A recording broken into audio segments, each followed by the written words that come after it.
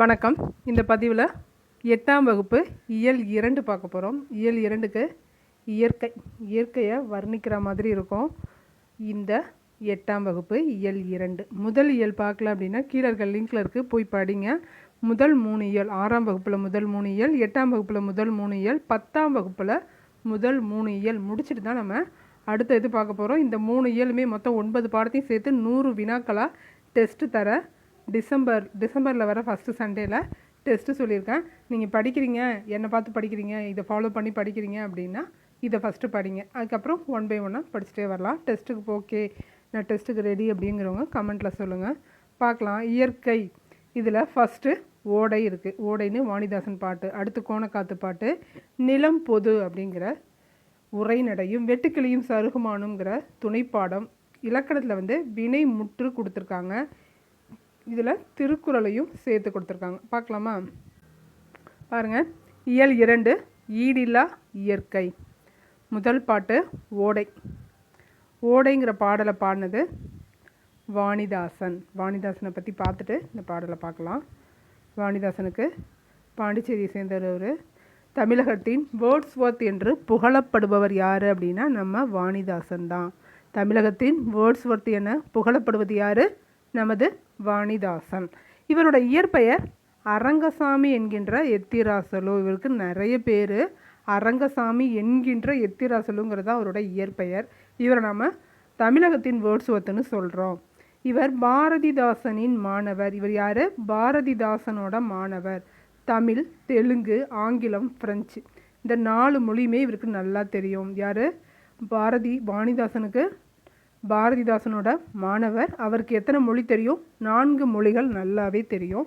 நான் சொல்கிறத கேட்டுக்கிட்டு இருக்க முடியும் அப்படி உங்களுக்கு ஆப்ஷன் இருக்குது, கேட்க முடியும் அப்படின்னா கூட தொடர்ந்து கேட்டு படிங்க. நான் படிக்கிறத கேட்டு யாராவது 4 பேர் பாஸ் பண்ணிங்க, 4 பேருக்கு ஒரு நல்ல படிக்கணுங்கிற மோட்டிவ் வந்தது அப்படின்னா கூட நான் வீடியோ போடுறதுக்கான மிகப்பெரிய பயனாக நினைக்கிறேன். கேட்க முடியும், எப்படி உங்களால் படிக்க முடியுமோ அப்படி படிங்க.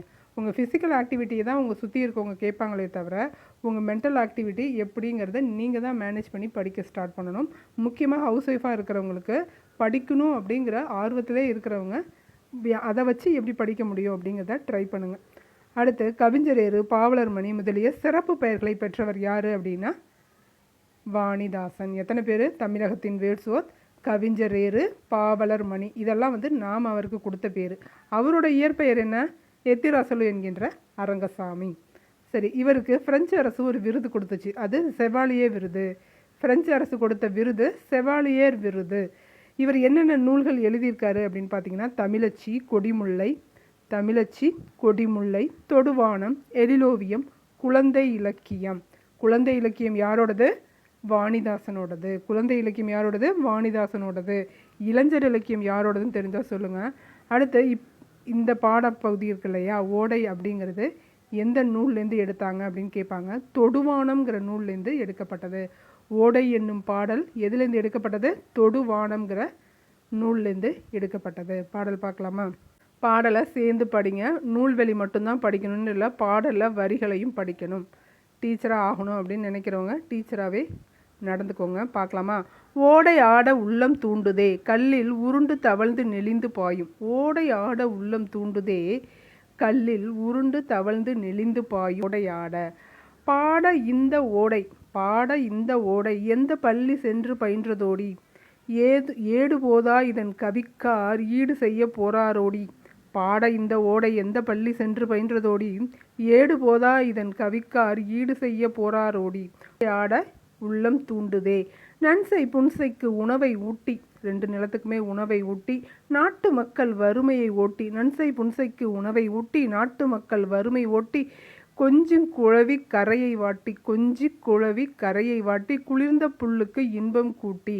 கொஞ்சி குழவி கரையை வாட்டி, குளிர்ந்த புல்லுக்கு இன்பம் கூட்டி, ஓடையாட உள்ளம் தூண்டுதே. நெஞ்சில் ஈரமில்லார் நாண நீருழைப்பை கோடையை காட்டி, செஞ்சொல் மாதர் வல்லைப்பாட்டின் சீருக்கு ஏற்ப முளவை மீட்டுவது எது? நெஞ்சில் ஈரமில்லார் நாண நீருழைப்பை கோடையை காட்டி, செஞ்சொல் மாதர் வல்லைப்பாட்டின் சீருக்கேற்ப முளவை மீட்டுவது நம்ம ஓடைதான். பாடல் பாடினது வாணிதாசன். சொற்பொருள் பார்க்கலாமா? சொற்பொருள் தூண்டுதல் அப்படின்னா ஆர்வம் கொள்ளுதல். ஈரம் இரக்கம். முழவு இசைக்கருவி. நன்சைனா நீர் வள நிறைந்த நிலத்தை தான், நிறைந்த நீர்வளத்தோடு பயிர்கள் செய்யும் நிலத்தை தான் வந்து என்னன்னு செய்கிறோம், நன்சைன்னு சொல்கிறோம். அதுக்கு அப்படியே ஆப்போசிட்டு புன்சை. குறைந்த நீரால் பயிர்கள் விளையும் நிலம் தான் வந்து புன்சை. வல்லைப்பாட்டு அப்படின்னா நெல் குத்துவாங்க இல்லையா, அப்போ பாடுற பாட்டு தான் வந்து வல்லைப்பாட்டு. பாடலின் பொருளும் படிச்சுக்கோங்க. நீரோடையில் நீந்தி விளையாட மனம் ஆர்வம் கொள்கிறதே. கற்களில் உருண்டு தவழ்ந்து நெளிந்து செல்லும் ஓடை. ஓடை தான் தவழ்ந்து உருண்டு செல்லுது. அதோட விளையாட மனம் ஆர்வம் கொள்ளுது. சலசல என்ற ஒளி எழுப்பியபடி ஓடுவதற்கு இந்த ஓடை எந்த பள்ளியில் பயின்றது? அதாவது பாடல் பாட எந்த பள்ளியில் பயின்றதோடின்னு கேட்குறாரு இல்லையா, அதை தான் சொல்லியிருக்காங்க. நூல்களால் வர்ணித்து சொல்ல முடியாத இதன் அழகுக்கு இணையாக யாரால் எழுத முடியும்? நன்சை புன்சை நிலங்கள் நீர்வளம் தந்த பயிர்களை செழிக்க செய்கிறது. அவ்வாறு விளைந்த பயிர்கள் மூலம் உணவு தந்து நாட்டின் வறுமையை போக்குது. நன்சையாக இருந்தாலும் புன்சையாக இருந்தாலும் ஓடை தான் வந்து நீர் கொடுத்து அந்த நிலத்தெல்லாம் செழிக்க செய்து அந்த பயிர்கள் மூலமாக நாட்டுக்கே வந்து வறுமையை போக்குது, சாப்பாடும் கொடுக்குது. கொஞ்சி மகிழும் அலைகளால் கரையை மோதுகிறது. குளிர்ச்சியை தரும் புற்களுக்கு இன்பம் சேர்க்கிறது. நெஞ்சத்தில் இரக்கம் இல்லாதவர் வெட்கப்படுமாறு. பாருங்க, நெஞ்சத்தில் இரக்கம் இல்லாதவர் வெட்கப்படுமாறு இடையாறாது ஓடி தன் உழைப்பை கொடையாக தருகிறது. தன்னோட மொத்த உழைப்பையும் மற்றவங்களுக்கு பயன்படுற மாதிரி செய்யுது. இதை பார்த்தா யாருக்கு வந்து வெட்கமாக இருக்கும்? நெஞ்சில் இரக்கம் இல்லாதவர்களுக்கு வெட்கமாக அமையும். அடுத்து இதோட பாடல் முடியுது. பள்ளி சென்று கல்வி என்ன சிறப்பு? பள்ளி சென்று கல்வி பயிலுதல் சிறப்பு. செஞ்சொல் மாதரின் வல்லைப்பாட்டிற்கு ஏற்ப முளவை மீட்டுவது எது? ஓடை. நன்சை என்னும் சொல்லை பிரித்து எழுத கிடைப்பது நன்மை கூட்டல் செய்தால் வந்து நன்சை. நீள் உழைப்பை என்பதால் பிரித்தோம் அப்படின்னா நீள் கூட்டல் உழைப்பு. நீள் கூட்டல் உழைப்பு. அடுத்து பாருங்கள், சீருக்கு ஏற்ப என்பதை சேர்த்தெழுத கிடைக்கும் சொல் சீருக்கேற்ப. இக்கு ப்ளஸ் ஏ வந்து என்னன்னு மாறும்? கேன்னு மாறும். சீருக்கேற்ப. ஓடை ஆட என்பதை சேர்த்து எழுதுனா என்ன கிடைக்கும்? டையும் ஆவும் சேர்ந்து யாவா மாறும். ஓடை ஆட. இல்லை, இது வந்து வேறு புணர்ச்சி விதி. அப்புறம் நான் விளக்கமாக சொல்கிறேன் இந்த புணர்ச்சி விதி. ஓடை ஆட வந்து ஓடை ஆட. ரொம்ப நேரம் ஆகும் அதை சொல்லணுன்னா. அடுத்து நம்ம பார்க்க போகிறது கோணக்காத்து பாட்டு. இயல் 2ல் 2வது பாடல் வந்து கோணக்காத்து பாட்டு. இது ஒரு நாட்டுப்புற பாடலுங்கிறதையும் தெரிஞ்சுக்கோங்க. ஃபஸ்ட்டு இதோட நூல்வெளி பார்க்கலாம்.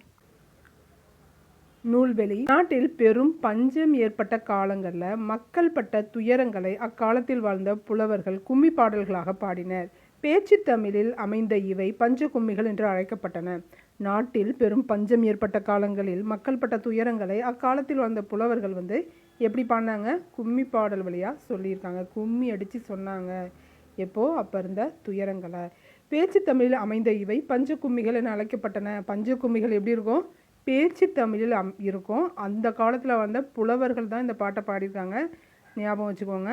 அடுத்து புலவர் சே ராசு தொகுத்த பஞ்சகும்மிகள் என்னும் நூலில் இடம்பெற்றுள்ள வெங்கப்பூர் சுவாமிநாதன் இயற்றிய கோணக்காத்து பாட்டு என்னும் காத்து நொண்டு சிந்திலிருந்து இந்த பாட்டு எடுக்கப்பட்டிருக்கு. சே ராசு தொகுத்த பஞ்சகும்மிகள் என்னும் நூலில் தான் இந்த பாடல் இடம்பெற்றிருக்கு. என்ன பாடல்? கோணக்காத்து பாட்டு. கோணக்காத்து பாட்டை தொகுத்தது யாருன்னு கேட்டால் என்ன சொல்லணும்? சே ராசுவை தான் சொல்லணும். அவர் தொகுத்து அந்த நூலுக்கு ஒரு பேர் வச்சார். அந்த பேர் தான் வந்து பஞ்சகும்மிகள். சரியா? இப்போது இந்த கோணக்காத்து பாட்டை பாடினது யார்? தொகுத்தது தான் ராசு. ராசு தான் தொகுத்தார். பாடினது சாமி.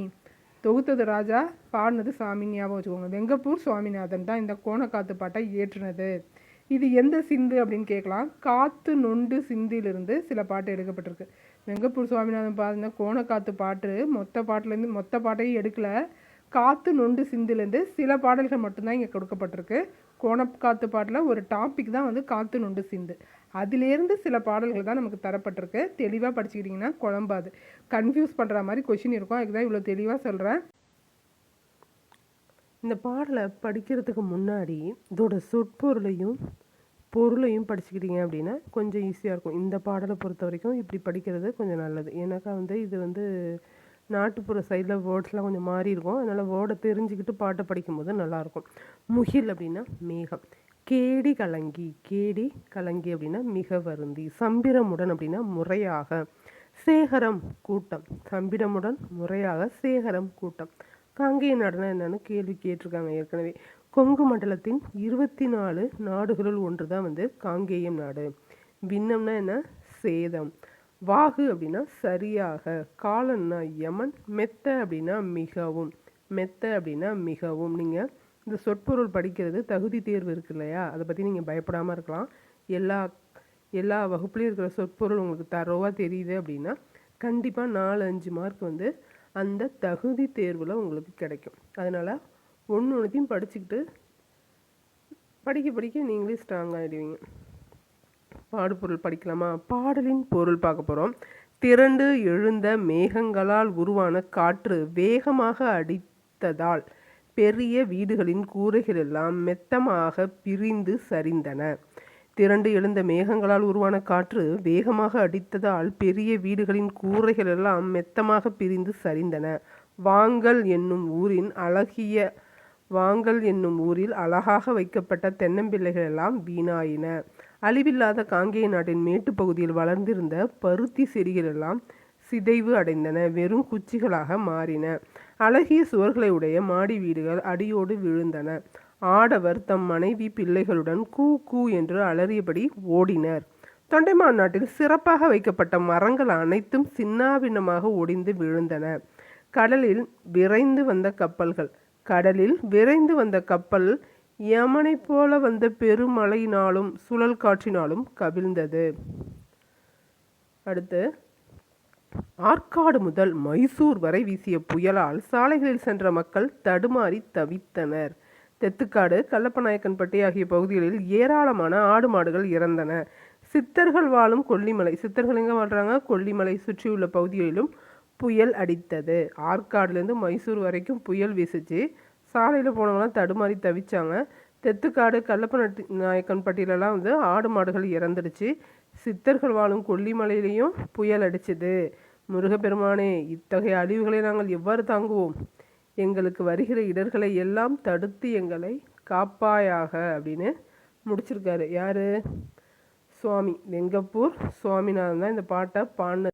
என்ன பாடியிருக்காரு, எப்படி பாடியிருக்காருன்னு பார்க்கலாம். நான் பாடும்போது என் கூடவே சேர்ந்து பாடுங்க. படிக்கிறனும் பாடுறனும் சேர்ந்து படிங்க. மெமரி ஆகிறதுக்கு தான் ட்ரை பண்ணுங்கள். உருமங்கட்டிய முகிலால் கோணக்காத்து உழன்று மெத்த அடித்ததினால் பெரிதான வீடுகளெல்லாம் கோப்புடனே பிரிந்தும் கூரைத்தட்டு சரிந்ததெங்கே? சிங்காரமாய் வாங்கல் நகரில் வைத்திருந்த தென்னம்பிள்ளை அத்தனையும் பின்னமாச்சுதே. மங்காத காங்கேய நாட்டில் மேட்டுக்காட்டில் மாளாத பருத்தியெல்லாம் கோளாக போச்சுதே. ஆரங்கள் வைத்த சுவரெல்லாம் மெத்தை வீடு அடியோடு விழுந்ததெங்கே? கேடு கலங்கி தாரங்களும் பிள்ளைகளுடன் கூட்டிக் கொண்டு தானடந்து வேகமுடன் கூ கூவென்றனர். தானே நடந்து வேகமாக போனாங்க. யார்? பிள்ளைகள். தாரங்கள்னா ஒய்ஃபு. வாகுடனே தொண்டைமான் சீமை தன்னிலே வளர்ந்தோங்கும் மாநகரம் தன்னிலே தானே சேகாரமாய் வைத்த மரங்கள் அத்தனையும் சின்னாபின்னமாய் ஒடிந்து பின்னமாச்சுதே. வாகுடனே தொண்டைமான் சீமை தன்னிலே வளர்ந்தோங்கும் மாநகரம் தன்னிலே தானே சேகாரமாய் வைத்த மரங்கள் அத்தனையும் சின்னாபின்னமாய் ஒடிந்து பின்னமாச்சுதே. அடுத்து, சம்பிரமுடன் கப்பல்கள் எல்லாம் கடலிலே தானடந்து வேகமுடன் வரும்பொழுதிலே. சம்பிரமுடன் கப்பல்கள் எல்லாம் கடலிலே தானடந்து வேகமுடன் வரும்பொழுதிலே. சம்பிரமுடன் கப்பல்கள் எல்லாம் கடலிலே தானடந்து வேகமுடன் வரும்போதிலே கொம்பு சுத்தி கோணக்காத்து காலனை போல் கோணமலை வந்து கப்பல் தான் கவிழ்ந்ததே. சம்பிரமுடன் கப்பல்கள் எல்லாம் கடலிலே தானடந்து வேகமுடன் வரும்போதிலே கொம்பு சுத்தி கோணக்காத்து காலனை போல் கோணமலை வந்து கப்பல் தான் கவிழ்ந்ததே. ஆற்காடு மைசூர் வரைக்கும் கோணக்காத்து அலறி அலறி மெத்த அடித்ததினால் மார்க்கமான சாலையிலே போன சனங்கள் எல்லாம் மயங்கி மயங்கி மெத்த தவித்தார்களே. ஆற்காடு மைசூர் வரைக்கும் கோணக்காத்து அலறி அலறி மெத்த அடித்ததனால் மார்க்கமான சாலையில் போன சனங்கள் எல்லாம் மயங்கி மயங்கி மெத்த தவித்தார்களே. தெத்துக்காடு, கல்லப்பநாயக்கன்பட்டியிலே செத்திருந்த ஆடு மாடு மெத்த உண்டாம். தெத்துக்காடு கல்லப்பநாயக்கன் பட்டியிலே செத்திருந்த ஆடு மாடு மெத்த உண்டாம். சித்தர்கள் பொருந்தி வாழும் கொல்லிமலை சேர்ந்திருந்த நாடெல்லாம் காத்தடிச்சுதே. சித்தர்கள் பொருந்தி வாழும் கொல்லிமலை சேர்ந்திருந்த நாடெல்லாம் காத்தடிச்சுதே. இப்படி சேதங்களானால் குமரேசா எப்படி பிழைத்து நாங்கள் ஒப்பிதமாவோம்?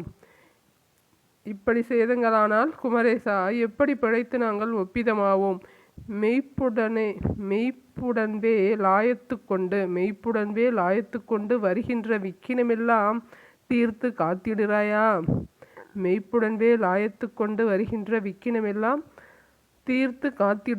அப்படின்னு கேட்குறாரு வெங்கப்பூர் சுவாமிநாதன் நாட்டுப்புற பாடல். இதில் கொடுத்துருக்க வினாக்கள் பார்க்கலாம். வானில் கரு டேஷ் தோன்றினால் மழை பொழியும். வானில் கரு முகில் தோன்றினால் மழை பொழியும். முறையான உடற்பயிற்சியும் சரிவிகித உணவும் டேஷை ஓட்டிவிடும், காலனை ஓற்றிவிடும். முறையான உடற்பயிற்சி காலனை ஓற்றிவிடும். விழுந்ததங்கே என்னும் சொல்லை பிரித்து எழுத கிடைப்பது விழுந்தது அங்கே. விழுந்ததங்கே என்னும் சொல்லை பிரித்து எழுதுனா என்ன கிடைக்கும்? விழுந்ததங்கே. செத்திறந்த என்னும் சொல்லை பிரித்து எழுத கிடைப்பது செத்து இறந்த. செத்திறந்த. பருத்தி எல்லாம் என்பதை சேர்த்து எழுத கிடைப்பது பருத்தி எல்லாம். சேர்த்து எழுத கிடைப்பது பருத்தி எல்லாம். அடுத்து உரைநடை தான், ரொம்ப அழகான உரைநடை. நிலம் பொது அப்படிங்கிற ஒரு லெட்டர். யாருக்கு எழுதின லெட்டர் அப்படிங்கிறத பார்க்கலாம். அமெரிக்காவில் புஜே சவுண்ட் என்னும் இடத்தை சுற்றி வாழ்ந்தவர்கள் தான் புஜே சவுண்ட் அப்படிங்கிற இடத்தை சுற்றி வாழ்ந்தவங்க தான் சுகுவாமிஸ் பழங்குடியினர். யார் வாழ்ந்தாங்க? சுகுவாமிஸ் பழங்குடியினர். அமெரிக்காவில் ஒரு இடம், அந்த இடம் பேர் புஜே சவுண்ட் அப்படிங்கிற இடத்துல வாழ்ந்தவங்க சுகுவாமிஸ் பழங்குடியினர். அவங்களுக்கு தலைவராக விளங்கியவர் தான் ஷியாட்டல் தான் சுகுவாமிஸ் பழங்குடியினரோட தலைவர். அவர் தான் இயற்கை வளங்கள் சிதையாமல் காக்கப்பட வேண்டும் என்பதை வலியுறுத்தி அமெரிக்க குடியரசுத் தலைவருக்கு கடிதம் ஒன்று எழுதுகிறாரு. அந்த கடிதத்தை தான் நாம் இப்போ பார்க்க போகிறோம். மேதகு குடியரசுத் தலைவர் அவர்களே, வணக்கம். இந்த பூமிக்கு உங்களால் வானத்தை வாங்க முடியுமா அப்படின்னு தான் ஸ்டார்ட் பண்ணுறாரு. ஸ்டார்ட் பண்ணும்போதே இந்த பூமியில் ஒவ்வொரு துகளும் எம் மக்களுக்கு புனிதமானதாகும். கூடவே மின்னும் ஒளியுடைய ஒவ்வொரு ஊசி இழையும் எல்லா கடற்கரைகளும் கருமரங்களில் தவழும் பனித்துளிகளும் இன்னிசை எழுப்பித் திரியும் பூச்சி வகைகளும் எம் மக்களுக்கு புனிதமானவை. பாலொரு மரத்திலிருந்து ஒழுகும் திரவம் கூட செவ்விந்தியர்களின் நினைவுகளை சுமந்து நிற்கின்றது. எப்படி? பாலூரும் மரத்திலிருந்து ஒழுகும் திரவம் கூட செவ்விந்தியர்களின் நினைவுகளை சுமந்து நிற்கின்றதுன்னு எழுதியிருக்காரு. இவர் முக்கியமாக எது அவங்களுக்கு எந்த உறவு முறையில் இருக்குது அப்படிங்கிறத சொல்லியிருப்பாரு. அதை கேட்க வாய்ப்பு இருக்குது, படிங்க. நறுமணம் மிகும் மலர்கள் யாவும் எமது சகோதரிகள். அவங்க சுகுவாமிஸ் பழங்குடியினர் யாரை சகோதரியாக நினைக்கிறாங்க? நறுமணம் மிகும் மலர்கள் யாவும் எமது சகோதரிகள். மான்கள், குதிரைகள், கழுகுகள் எமது சகோதரர்கள். நறுமணம் மிகும் மலர்கள் யாவும் சகோதரிகள். மான்கள், குதிரைகள், கழுகுகள் எல்லாம் சகோதரர்கள்னு சொல்லியிருக்காரு. அடுத்து பாருங்க. ஏரிகளில் பிரதிபலிக்கும் நினைவு எச்சங்கள் எம் மக்களின் வாழ்வியல் நிகழ்வுகளை நினைவு கூறுபவை. இந்த நீரின் முணுமுணுப்பும் என் பாட்டன்மார்களின் குரல்களே ஆகும். இந்த நீரில் இருக்கிற முணுமுணுப்புலாம் என் பாட்டன்மார்களின் குரல்கள் தான் இந்த ஏரியில் கேட்குது அப்படின்னு சொல்லியிருக்காரு. இந்த ஆறுகள் யாவும் எம் உடன் பிறந்தவர்களே. சகோதரிகள் யார்? சகோதரர்கள் மான், குதிரை இதெல்லாம். உடன் பிறந்தவர்கள்னு கேட்கும்போது ஆறுகள் யாவும் உடன் பிறந்தவர்கள். சகோதரர் அப்படின்னு கேட்டால் மான், குதிரை வரும். உடன் பிறந்தவர்கள்னு கேட்டால் ஆறுகள் தான் வரும். கவனமாக படிங்க. இவர்கள் தான் எமது தாகத்தை தீர்க்கிறார்கள். எம் மக்களின் தோணிகளையும் இவர்களே சுமந்து செல்கின்றனர். குழந்தைகளுக்கு உணவளிக்கின்றனர். யார்? ஆறுகள் தான் உடன் பிறந்தவர்கள். நீரின் முணுமுணுப்புகள் தான் பாட்டன்களின் குரல்கள். எமது வாழ்முறையின் சிறப்புகள் உங்களுக்கு தெரியாது, எங்களுக்கு தெரியும்.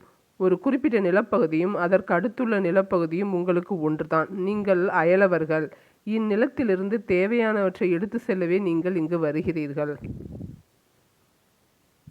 அப்படின்னு சொல்லியிருப்பாரு. பாலைவனமாக்கிவிடும். நீங்கள் வந்தீங்க அப்படின்னா இந்த இடம் பாலைவனமாகிவிடும். ஆனால் நாங்கள் பூமியை தாயாகவும் வானத்தை தந்தையாகவும் கருதக்கூடியவர்கள்.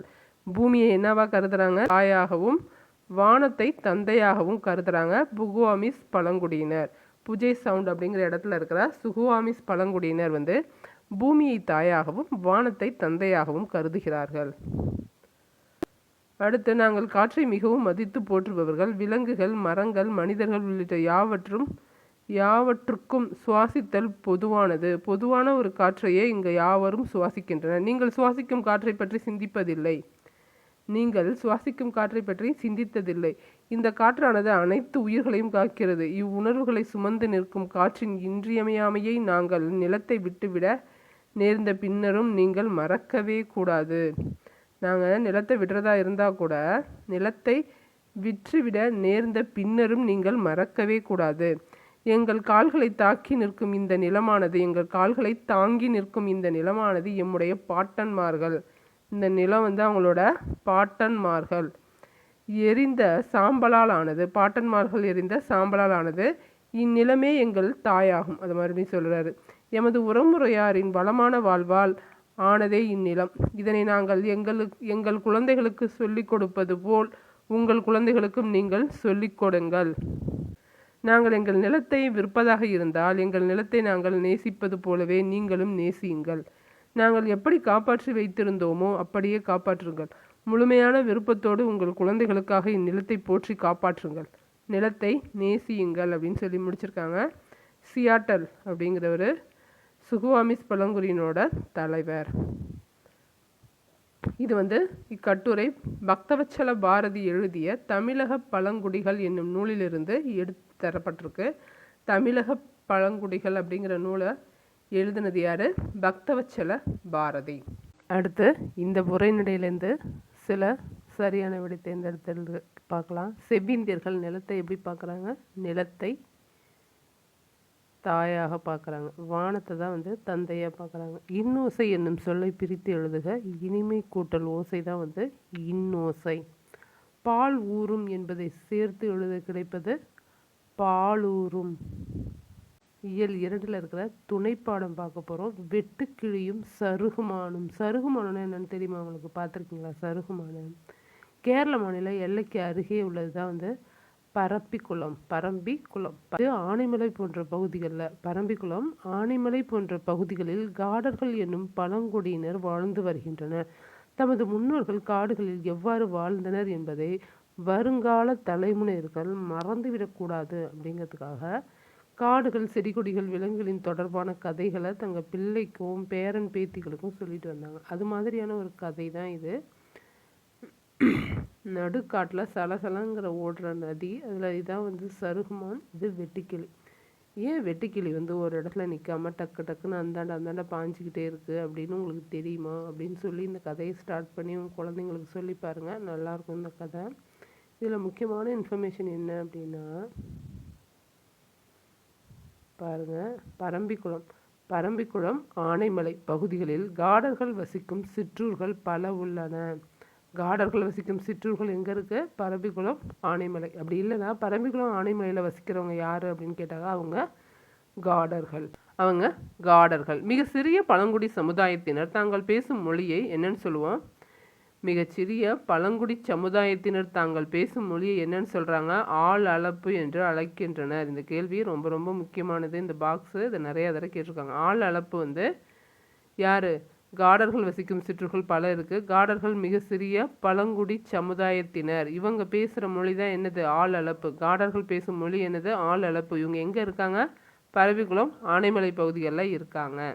அவர்களின் வாழ்க்கை முறை பற்றிய எழுத்து குறிப்பு எதுவும் இல்லை. எல்லாமே வந்து வாய்வழியான விளக்கமாக தான் இருக்குது. பாருங்கள், இதான் வந்து சிறுத்தை, இதான் அந்த சருகுமான். முன்னாடி பிக்சரில் யாரை பார்த்தோம்? வெட்டுக்கிளியும் சருகுமானையும் பார்த்தோம். இதில் சிறுத்தையும் சருகுமானையும் பார்க்குறோம். இந்த பாடத்தோட நூல் வெளிப்பாருங்க.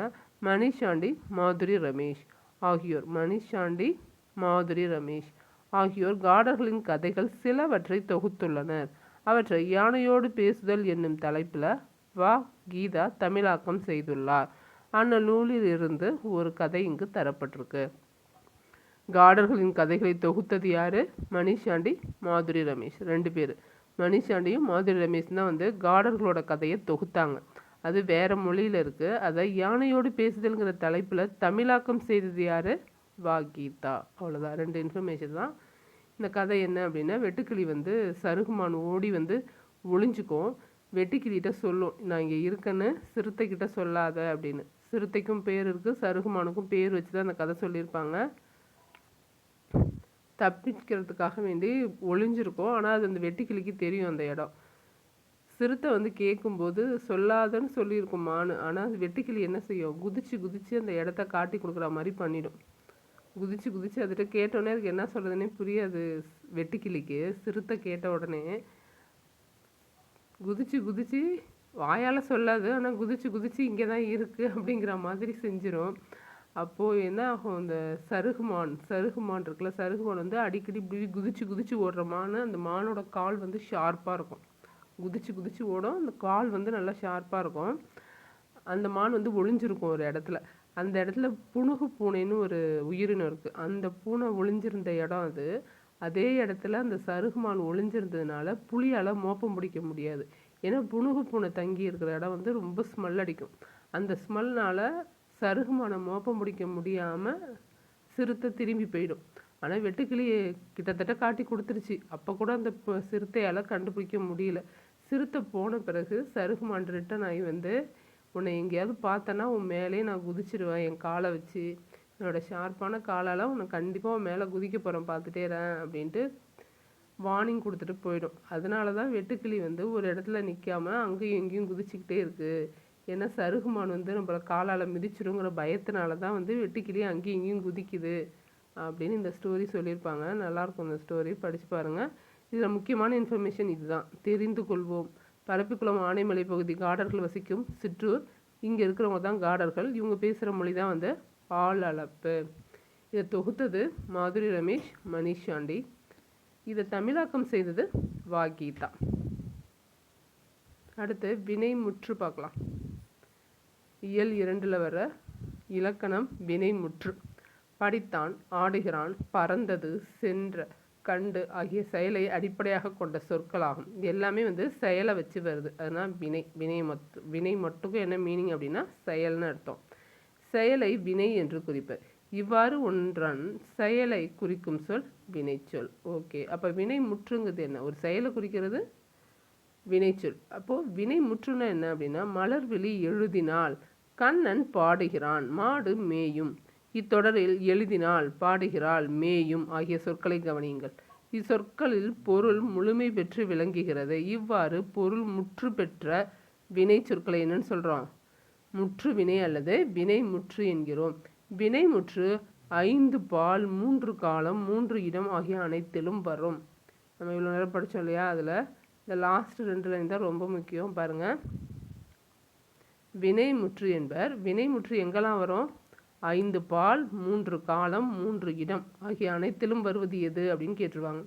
5 பால் 3 காலம் 3 இடம் ஆகிய அனைத்திலும் வருவது வினைமுற்று. இது என்னென்ன வகை இருக்குது அப்படின்னா 2 இருக்குது. தெரிநிலை வினைமுற்று, குறிப்பு வினைமுற்று. ஒரு செயலை குறிக்கிறது வினை. அந்த செயல் முற்று பெறுற மாதிரியான வாக்கியங்கள் வருது, செயல் முற்று பெறுது அப்படின்னா அந்த வந்து வினைமுற்று. இந்த வினைமுற்று எங்கெல்லாம் வரும்? 5 பால் 3 காலம் 3 இடம் ஆகிய அனைத்திலும் வர்றதுதான் வந்து வினைமுற்று. வினைமுற்று எத்தனை வகைப்படும்? 2 வகைப்படும். தெரிநிலை வினைமுற்று, குறிப்பு வினைமுற்று. தெரிநிலை வினைமுற்று என்னென்ன செய்யும் பாருங்கள். ஒரு செயல் நடைபெறுவதற்கு என்னென்னலாம் தேவை?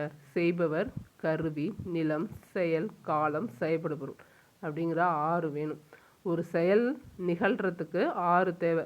செய்பவர், கருவி, நிலம், காலம், செயல்படுபொருள், செயல்.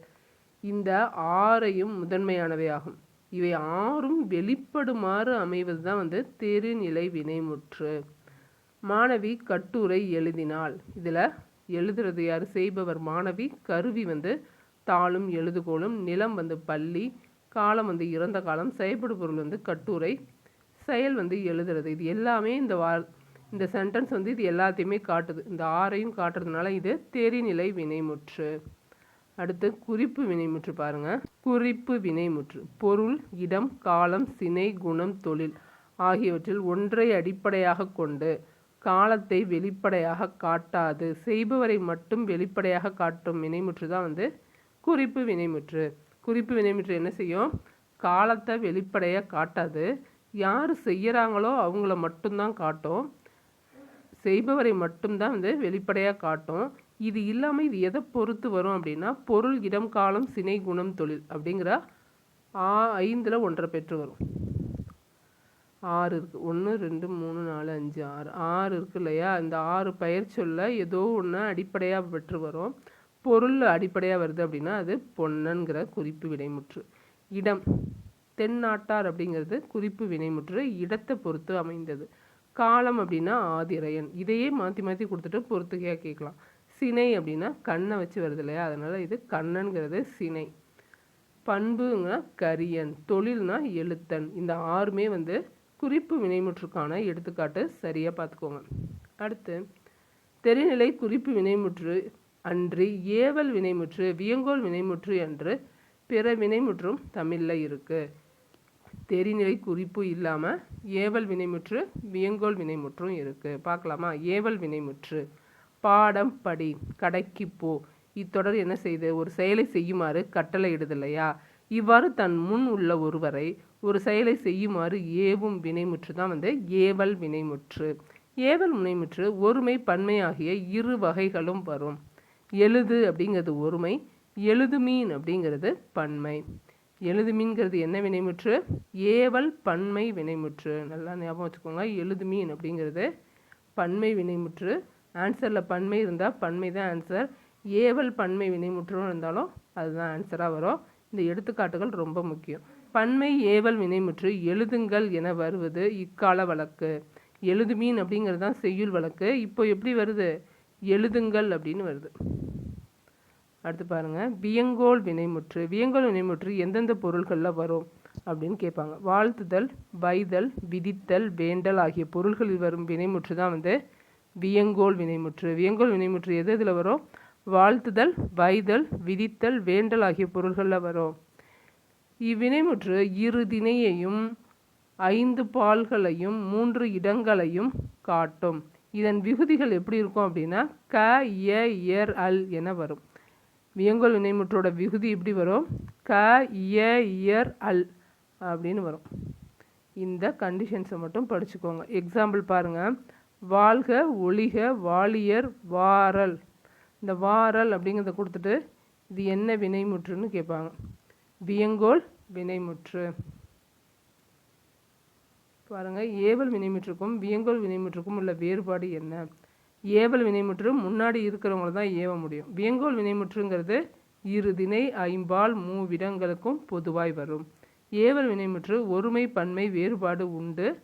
வியங்கோல் வினைமுற்றில் ஒருமை பன்மை வேறுபாடு கிடையாது. வியங்கோல் வினைமுற்றில் ஒருமை பன்மை வேறுபாடே கிடையாது. ஏவல் வினைமுற்று எப்படி வரும்? கட்டளை பொருளில் மட்டும்தான் வரும். ஆனால் வியங்கோல் வினைமுற்று வாழ்த்துதல், வைதல், விதித்தல், வேண்டல்னுங்கிற பொருளெல்லாம் வரும். அடுத்து ஏவல் வினைமுற்று எப்படி வரும்? விகுதி பெற்றும் வரும், விகுதி பெறாமலும் வரும். ஆனால் வியங்கோல் வினைமுற்று விகுதி பெற்று மட்டும்தான் வரும். அடுத்து விதித்தல் பொருளில் வரும் வியங்கோல் வினைமுற்றுக்கு தன்மை இடத்தில் வராது. விதித்தல் பொருளில் வரும் வியங்கோல் வினைமுற்று தன்மை இடத்தில் வராது. இயர், அல் ஆகிய 2 விகுதிகள் தற்கால வழக்கில் இல்லை, செய்யுள் வழக்கில் மட்டும்தான் இருக்குது. விதித்தல் பொருளில் வரும் வியங்கோல் வினைமுற்று தன்மை இடத்தில் வராது. இயர், அல் ஆகிய 2 விகுதிகள் தற்கால வழக்கில் இல்லை, செய்யுள் வழக்கில் மட்டுமே உள்ளது. அடுத்து சரியான விடையை தேர்ந்தெடுத்து எழுதுக. மாடு வயலில் புல்லை மேய்ந்தது. இத்தொடரில் என்ன வினைமுற்று இருக்கு? மேய்ந்ததுங்கிறது வினைமுற்று. பின் வருவனவற்றுள் இறந்த கால வினைமுற்று எது? படித்தான், நடக்கிறான், உண்பான், ஓடாது. படித்தான் அப்படிங்கிறது தான் இறந்த கால வினைமுற்று. பின் வருவனவற்றுள் ஏவல் வினைமுற்று சொல் எது? வாழ்கங்கிறது வியங்கோல் வினைமுற்று, வாலியங்கிறதும், ஓடு அப்படிங்கிறதும், செல்கங்கிறதும் வியங்கோல் வினைமுற்று தான். ஓடு அப்படிங்கிறது தான் ஏவல் வினைமுற்று. இந்த மொழியை ஆள்வோம் பகுதியெலாம் ரொம்ப முக்கியம். நம்ம இது எல்லாமே ஃபில் பண்ணுறோம், எழுதி படிக்கணும். இந்த இலக்கணத்தை தொடர்ந்து தமிழ் எண்கள் அறிவும் கொடுத்துருக்காங்க. பாருங்கள், விடுபட்ட கட்டங்களை நிரப்புகன்னு சொல்லி கொடுத்துருக்காங்க. இதில் பசங்களை எழுத வைப்பாங்க. 1 2 3ங்கிறது தமிழ் எழுத்துக்களில் எப்படின்னு நீங்கள் ஒரு தடவை 10 வரைக்கும் எழுதி பார்த்துக்கோங்க. இது பழைய புத்தகத்துலேருந்து இப்போ வரைக்குமே இருக்குது. இதை கேட்குறதுக்கு வாய்ப்பு இருக்குது. 1லேருந்து 10 வரைக்கும் இருந்தால் போதும். 1லேருந்து 10 வரைக்கும் தெரிஞ்சாலே உங்களுக்கு 11, 12, 13லாம் நீங்கள் கா ஊ காஞ கா தூ கா ரூ அப்படிங்கிறத நீங்களே எழுதிடலாம். 6க்கு எப்படி வரும், 7க்கு என்ன, 8க்கு என்ன, 8கா, அந்த மாதிரி எழுதி வச்சுக்கோங்க நோட்ஸில்.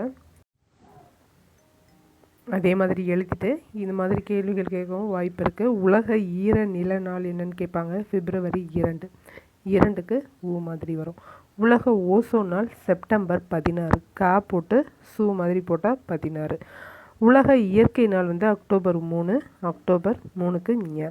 உலக வன விலங்கு நாள் வந்து 6. 6க்கு இப்படி போடணும். உலக இயற்கை சீரழிவு தடுப்பு நாள் வந்து 5. October 5. 5 தான் வந்து உங்களுக்கு ரூன்னு வரும். இப்படி இல்லாமல் 23 தமிழில் எழுது. இல்லைன்னா இப்படி கேட்பாங்க, 23 + 42 ஆன்சர் என்னன்னு கொடுத்துட்டு தமிழ் லெட்டர்ஸ் கேட்பாங்க. அப்போது நீங்கள் இந்த லெட்டர்ஸை நல்லா ப்ராக்டிஸ் பண்ணியிருந்தீங்க அப்படின்னா தான் அங்கே ரொம்ப ஈஸியாக இந்த நம்பரை போட முடியும். இந்த மாதிரி கேட்குறதுக்கு வாய்ப்பு இருக்குது. ஓகேங்களா, ஒரு சான்ஸ் இருக்குது. இதை தெரிஞ்சு வச்சுக்கோங்க. ஈஸியானது தானே இதை தெரிஞ்சு வச்சுக்கோ, ட்ரை பண்ணுங்கள். எழுதுனாலே வந்துடும் உங்களுக்கு. அடுத்து தொடர் வகைகள். தொடர் வகைகள் எத்தனைன்னு பாருங்கள். தொடர் பொருள் அடிப்படையில் 4 வகைப்படும். தொடர் பொருள் அடிப்படையில் 4 வகைப்படும். செய்தி தொடர், ஒரு செய்தியை தெளிவாக கூறும் தொடர் தான் வந்து செய்தி தொடர். எடுத்துக்காட்டு, கரிகாலன் கல்லணையை கட்டினான். உங்களுக்கு செய்தி தொடருக்கு அவங்க கேள்வி கொடுக்கணுன்னா இதே பேர் தான் கொடுப்பாங்க. கரிகாலன் கல்லணையை கட்டினான். ஒருவேளை அவேர் ஆயிட்டாங்க, இந்த மாதிரிலாம் படிக்கிறாங்கன்னு தெரிஞ்சுட்டா வேணால் மாற்றலாமே தவிர இது வரைக்கும் கரிகாலன் கல்லணையை கட்டினான் அப்படிங்கிறதே தான் கொடுத்துட்ருக்காங்க. அடுத்து பாருங்கள், வினாத்தொடர். ஒருவரிடம் ஒன்றை வினவுவதாக அமையும் தொடர் தான் வந்து வினாத்தொடர். எடுத்துக்காட்டு, சிலப்பதிகாரத்தை இயற்றியவர் யார்? விளைவு தொடர். ஏவல், வேண்டுதல், வாழ்த்தல், வைதல் ஆகிய பொருள்களில் வரும் தொடர் எதுன்னு கேட்பாங்க. ஆன்சர் விளைவு தொடர். விளைவு தொடருக்கு என்ன டெஃபினேஷனு? ஏவல், வேண்டுதல், வாழ்த்துதல், வைதல் ஆகிய பொருள்களில் வர்றது தான் வந்து விளைவு தொடர். அதுக்கு எடுத்துக்காட்டு, இளமையில் கல், உன் திருக்குறள் நூலை தருக, உழவு தொழில் வாழ்க, கல்லாமை ஒழிக. இது இல்லாமல் இதை கொடுத்துட்டு இது என்ன தொடர்னு கேட்க வாய்ப்பு இருக்குது. அப்படியும் இல்லாமல் இது வந்து பொறுத்துகையாகவும் கேட்கலாம். இளமையில் கல்லுங்கிறது என்னது? ஏவல். உன் திருக்குறளை தா அப்படிங்கிறது வேண்டுதல். உழவு தொழில் வாழ்க அப்படிங்கிறது வாழ்த்துதல். கல்லாமை ஒழிக அப்படிங்கிறது வைதல். அடுத்து பாருங்கள், உணர்ச்சி தொடர் கொடுத்துருக்காங்க. உணர்ச்சி தொடர் உவகை, அழுகை, அவலம், அச்சம், வியப்பு முதலான உணர்ச்சிகளை உணர்த்துறது தான் வந்து உணர்ச்சி தொடர். அடடா, என் தங்கை பரிசு பெற்றாள். உவகை. புலி வருகிறது. அச்சம். பழந்தமிழ் இலக்கியங்கள் பல அழிந்து விட்டனவே. அவலம். மலையின் உயரம்தான் என்னை. வியப்பு. ஆஹா, மலையின் உயரம்தான் என்னை அப்படிங்கிறது வியப்பு. கொடுக்கப்பட்டுள்ள தொடர்களின் வகையை கண்டறிக. முக்காலமும் உணர்ந்தவர்கள் நம் முன்னோர்கள் அப்படிங்கிறது செய்தி தொடர். கடமையை செய் அப்படிங்கிறது கட்டளை. பாரதியார் பாடல்களின் இனிமைதான் என்ன அப்படிங்கிறது உணர்ச்சி தொடர். நீ எத்தனை புத்தகங்களை படித்திருக்கிறாய் அப்படிங்கிறது வினாவுறது, அது வினாத்தொடர். இந்த டேப்லெட் காலமாக அப்படியே நான் உங்களுக்கு சொல்கிறேன், அப்படியே எழுதி பாருங்கள். இது அப்படியே எழுதலாம் வாங்க.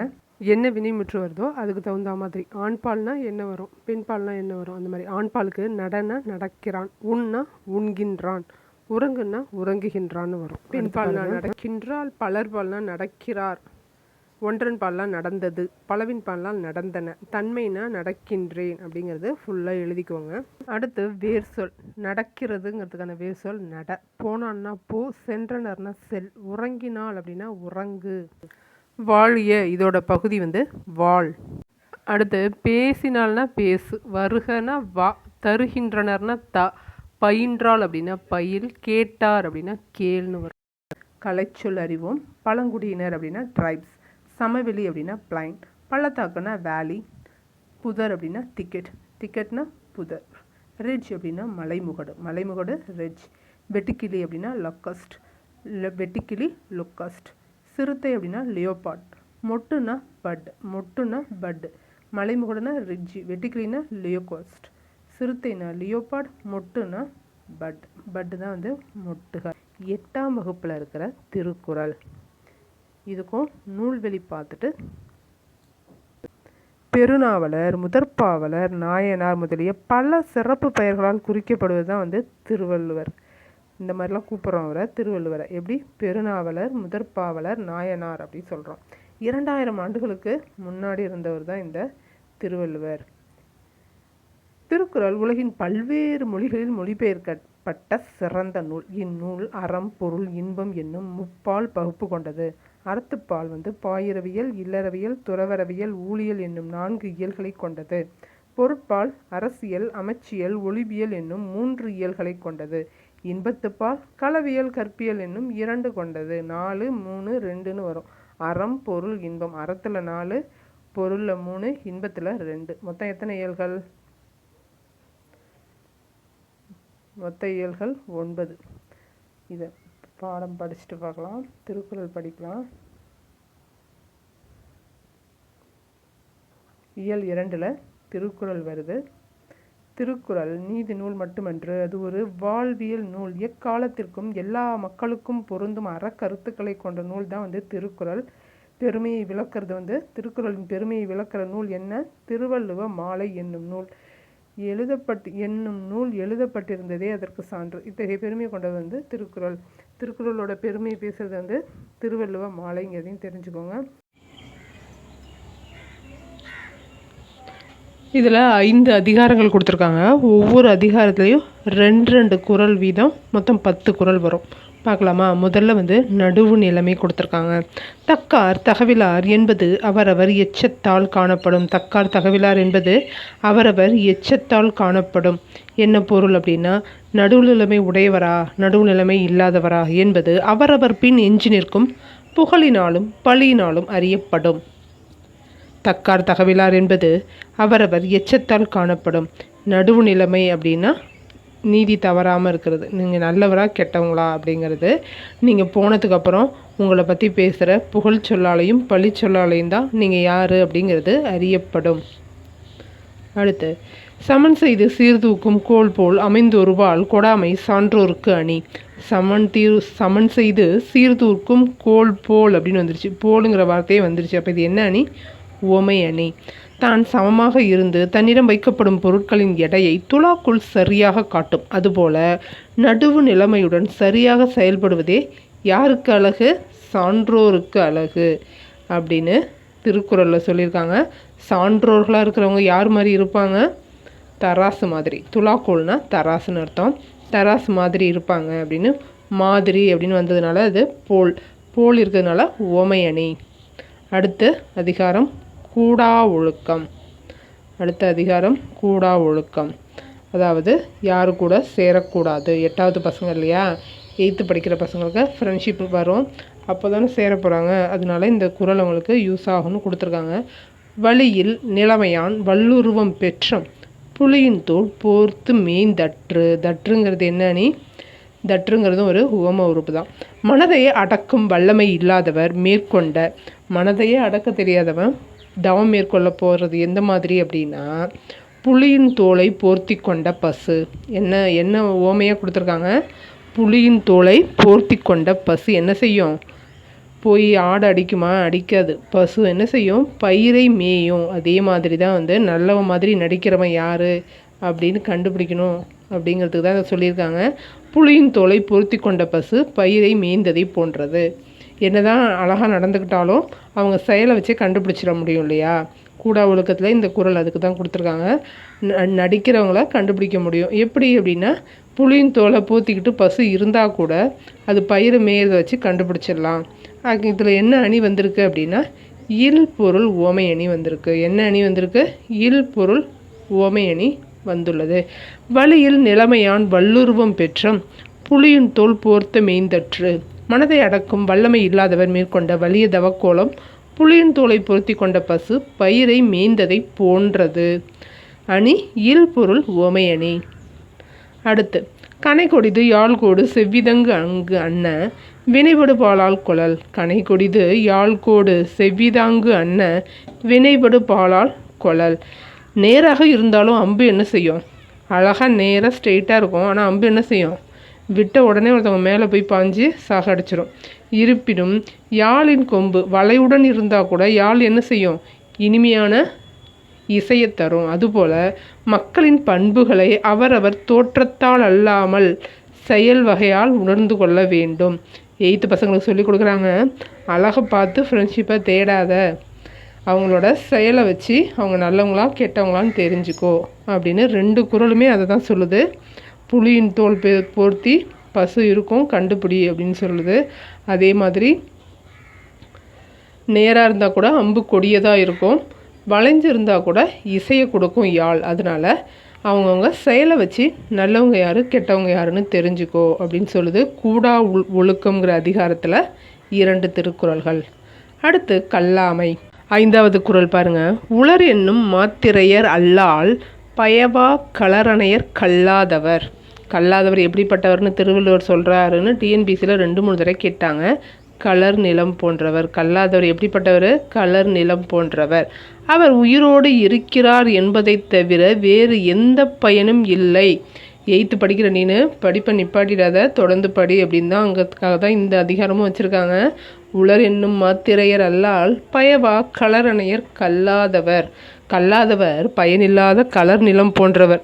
அவர் உயிரோடு இருக்கிறார் என்பதை தவிர அவரால் வேறு எந்த பயனுமே இல்லை அப்படின்னு சொல்கிறாங்க. அடுத்த குறளில் பாருங்கள். கல்லாமையில் அடுத்த குறள். விலங்கோடு மக்கள் அணையர் இளங்கு நூல் கற்றாரோடு ஏனையவர்.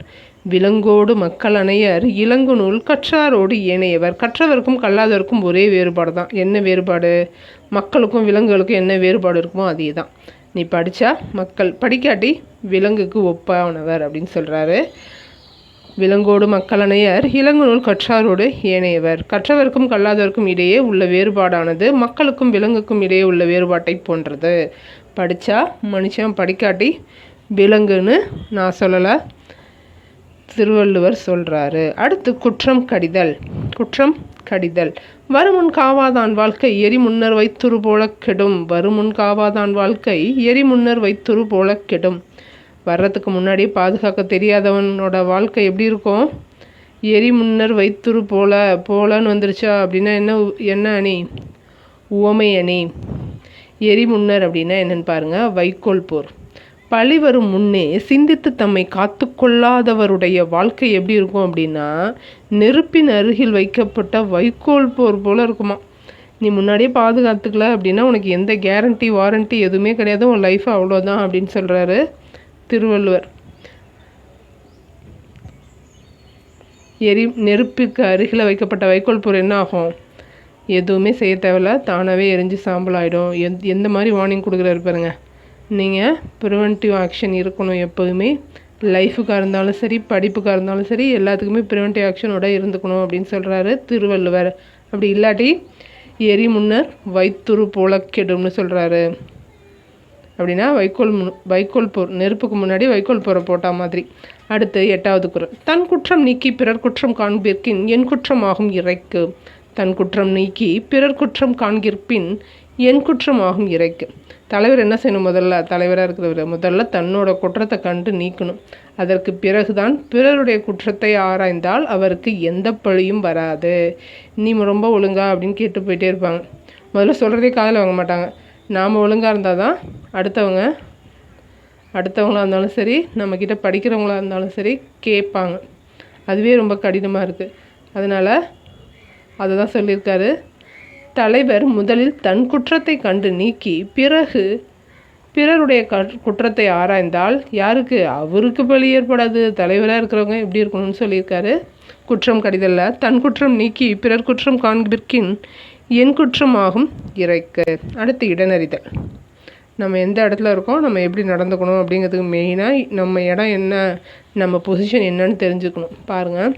தொடங்கற்க எவ்வினையும் எல்லற்க முற்றும் இடங்கண்டபின் அல்லது. தொடங்கற்க எவ்வினையும் எல்லற்க முற்றும் இடங்கண்டபின் அல்லது. பொருத்தமான இடத்தை அறியாமல் எந்த செயலையும் தொடங்கவும் கூடாது, இகழவும் கூடாது. ஒரு செயலை பற்றி ஒரு செயலுக்கு தேவையான இடத்த பற்றி தெரியாமல் அந்த செயலை தொடங்கவும் கூடாது, அந்த செயலை இகழ்கிறதுக்கும் உனக்கு எந்த ரைட்ஸுமே கிடையாது. தொடங்கற்க எவ்வினையும் எல்லற்க முற்றும் இடங்கண்டபின் அல்லது. எல்லற்க அப்படின்னா என்ன மீனிங்க? இகழ்றது. அடுத்த குறள் பாருங்கள். 10வது குறள். கடல் ஓடா கால்வல் நெடுந்தேர் கடல் ஓடும் நாவாயும் ஓடா நிலத்து. அந்தந்த இடத்துல அது இருக்கணும் அப்படிங்கிறதுக்கு இந்த திருக்குறள். வலிமையான சக்கரங்களை கொண்ட பெரிய தேர் என்ன செய்யும்? கடலில் வேகமாக போகுமா? போகவே போகாது. அதுதான் வலிமையானது. சக்கரங்கள்லாம் இருக்குது இல்லையா, இருந்தாலும் அதால் எங்கே போக முடியாது? கடலில் போக முடியாது. அதே மாதிரி கடலில் ஓடும் கப்பல் தரையில் ஓட இயலாது. அவரவர் தமக்குரிய இடங்களிலேயே என்ன செய்ய முடியும்? சிறப்பாக செயல்பட முடியும். அப்போ இந்த குறள்படி நம்ம நடந்துக்கணும் அப்படின்னா நமக்கான இடம் எது அப்படிங்கிறத முதல்ல தெரிஞ்சுக்கணும். இதில் வந்திருக்கிறது பிரிது மொழிதல் அடி. கடல் ஓடா கால்வல் நெடுந்தேர் கடல் ஓடும் நாவாயும் ஓடா நிலத்து அப்படிங்கிறதுல வந்திருக்கிறது பிரிது மொழிதல் அணி. இந்த திருக்குறளில் 10 திருக்குறளில் 5 அதிகாரம் வந்திருக்கு. அந்த 5 அதிகாரமும் எத்தனையாவது அதிகாரங்கிறத படித்து வச்சுக்கோங்க. கண்டுபிடிச்சி எழுதி எனக்கு சொல்லுங்கள். அதே மாதிரி இதில் இருக்கிற அணிகள் ரொம்ப முக்கியம். திருக்குறளை பொறுத்த வரைக்கும் வார்த்தைகளை கேட்கலாம், அணிகளை கேட்கலாம், எந்த அதிகாரம்னு கேட்கலாம். சரியான விடையை தேர்ந்தெடுத்து எழுதுக. புகழாலும் பழியாலும் அறியப்படுவது என்ன? அடக்கமுடைமையா, நாணுடைமையா, நடுநிலைமையா? நடுநிலைமை. பயனில்லாத கலர் நிலத்திற்கு ஒப்பானவர் யார்? பார்த்தீங்களா, இந்த கேள்வி தான் டிஎன்பிஎஸ்சியில் நிறைய தடவை கேட்டிருக்காங்க. அப்போ புக் பேக் கொஷினை தான் கேட்குறாங்க. கரெக்டாக பயனில்லாத கலர் நிலத்துக்கு ஒப்பானவர் யார்? கல்லாதவர். வல்லுருவம் என்னும் சொல்லை பிரித்து எழுத என்ன கிடைக்கும்? வல்லுருவம் அப்படின்னா வன்மை கூட்டல் உருவம் தான் வல்லுருவம். நெடுமை கூட்டல் தேர் என்னன்னு வரும்? நெடுந்தேர். நெடுமை கூட்டல் தேர் நெடுந்தேர். அடுத்து வருமுன் என தொடங்கும் குறளில் பயின்று வந்துள்ள அணி என்ன? வருமுன் காவாதான் வாழ்க்கை எரிமுன்னர் வைத்துரு போல கெடும். போல அப்படின்னு தான் வந்துருச்சு. அப்போ என்ன அணி? உவமை அணி. இதோட 2 இயலும் முடிஞ்சிருச்சு. 2வது இயல் 8th 2வது இயல் படித்தாச்சு. நீங்களும் படிச்சிருங்க. டெஸ்ட்டுக்கு ரெடி ஆகுங்க. தொடர்ந்து படிங்க. 10th 6th அடுத்து 6th படிக்கலாம். விடாமல் படிங்க. படிக்கிற உங்கள் ஃப்ரெண்ட்ஸுக்கும் இதை ஷேர் பண்ணி படிக்க வைங்க. நன்றி, வணக்கம்.